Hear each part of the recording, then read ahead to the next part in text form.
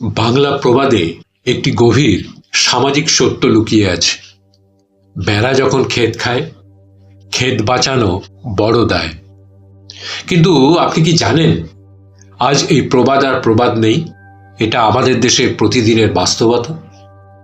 এই প্রবাদটির আক্ষরিক অর্থ যেমন কৃষিভিত্তিক সমাজ থেকে উঠে এসেছে, তেমনি এর অন্তর্নিহিত তাৎপর্য আজকের সমাজ ব্যবস্থা, রাষ্ট্রনীতি, প্রশাসনিক কাঠামো, শিক্ষা, ধর্ম, রাজনীতি, ব্যবসা ও নৈতিকতার গভীর স্তরের এক ভয়ঙ্কর বাস্তবতার প্রতীক হয়ে উঠেছে।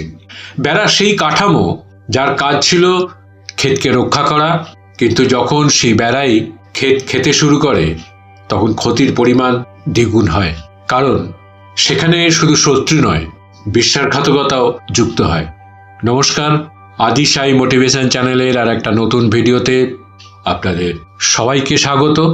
আজকের ভিডিওর বিষয়বস্তু, বেড়া যখন ক্ষেত খায়, ক্ষেত বাঁচানো বড় দায়। আজকের সমাজের এই প্রবাদের বাস্তবতা কেবল প্রবাদের সীমাবদ্ধ নয়, এটি একটি চলমান সামাজিক ব্যাধি। প্রবাদটির অন্তর্নিহিত দর্শনটি কি? এক সময় ছিল বেড়া মানে ছিল রক্ষা, ক্ষেত মানে ছিল ফসল, জীবন, ভবিষ্যৎ। কিন্তু আজ বেড়া শুধু কাঠের খুঁটি নয়, বেড়া এখন হয়ে উঠেছে নেতা, অফিসার, পুলিশ, শিক্ষক, ডাক্তার, ধর্মগুরু, মিডিয়া। আর ক্ষেত মানে আপনি, আমি, আমাদের ভবিষ্যৎ প্রজন্ম। এই প্রবাদ আমাদের শেখায় বাহ্যিক শত্রুর চেয়ে ভেতরের বিশ্বাসঘাতকতা অনেক বেশি ভয়ঙ্কর। যে রক্ষা করবে সেই যদি ধ্বংস করে, তবে প্রতিরোধ প্রায় অসম্ভব হয়ে ওঠে। ইতিহাসে এই বেড়া খাওয়ার বহু নজির আছে। যেমন স্বাধীনতা পরবর্তী ভারতে মানুষের আশা ছিল নতুন সরকার মানুষের অধিকার রক্ষা করবে, কিন্তু কালোবাজারি, দুর্নীতি, লাইসেন্স রাজ, ঘুষ, লুট এসবই সাধারণ মানুষের ক্ষেত ধ্বংস করেছে। শিক্ষাক্ষেত্রে শিক্ষক ছিলেন জাতির নির্মাতা। আজ বহু জায়গায় সেই শিক্ষকই ছাত্রদের শোষণ, নম্বর বাণিজ্য, কোচিং মাফিয়া তৈরি করে ফেলেছেন। ধর্মের অপব্যবহার, ধর্মগুরুদের কাজ ছিল মানুষকে নৈতিকতা শেখানো। আজ বহু ক্ষেত্রে তারাই মানুষকে বিভাজন, অন্ধবিশ্বাস ও অর্থনৈতিক শোষণের পথে ঠেলে দিচ্ছেন। রাজনীতিতে বেড়া ক্ষেত চক্র। রাজনীতি ছিল জনসেবার মঞ্চ। আজ অনেক জায়গায় রাজনীতি হয়ে উঠেছে চাঁদাবাজির লাইসেন্স, প্রশাসনের নিয়ন্ত্রণ, ভোট ব্যাংক রাজনীতি, মাফিয়া সংস্কৃতি। পুলিশ, প্রশাসন ও রাজনৈতিক শক্তির মিলিত রূপ এখন অনেক সময় বেড়া হয়ে ক্ষেত খাচ্ছে। যাদের দায়িত্ব ছিল আপনার অধিকার রক্ষা করা, তারাই আজ আপনার উপর দাদাগিরি করে। আজ পুলিশ স্টেশন যেতে ভয় লাগে, কোর্টে যেতে ভয় লাগে, অফিসে গেলে ঘুষ লাগে।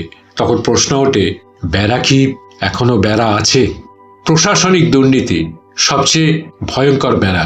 একজন নাগরিক তার কর দেয় শিক্ষা, স্বাস্থ্য, নিরাপত্তা, অবকাঠামো উন্নয়নের জন্য, কিন্তু রাস্তা বানাতে গিয়েও কাটমানি, হাসপাতালের ওষুধেও লুট, গরিবের ঘরেও দুর্নীতি। এখানে রক্ষকই শিকারী। শিক্ষাক্ষেত্রে বেড়া ভেঙে পড়া। শিক্ষক যখন শিক্ষা বিক্রি করেন, তখন প্রজন্ম ধ্বংস হয়।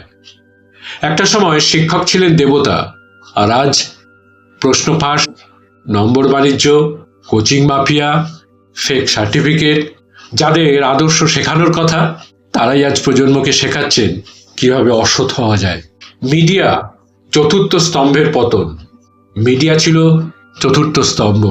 মিডিয়া ছিল সত্যের রক্ষক, আর আজ মিথ্যা প্রচার, বিকৃত সংবাদ, রাজনৈতিক দালালি, স্ক্রিপ্টেড বিতর্ক। সত্যের ক্ষেত সেখানে নিরাপদ নয়। সত্য হারিয়ে যাচ্ছে শোরগোলের ভিড়ে। সাধারণ মানুষের অসহায়ত্ব। হাসপাতাল মানে ছিল জীবন বাঁচানোর জায়গা, আর আজ ওষুধে কাটমানি, টেস্টে কমিশন, ভেন্টিলেটর ভাড়া। এখন অসুস্থ মানুষ আর রোগী নয়, সে এখন কাস্টমার। ধর্ম ছিল আত্মার শান্তি, আর আজ ধর্ম ব্যবসা, রাজনৈতিক অস্ত্র আর ভয় দেখানোর হাতিয়ার।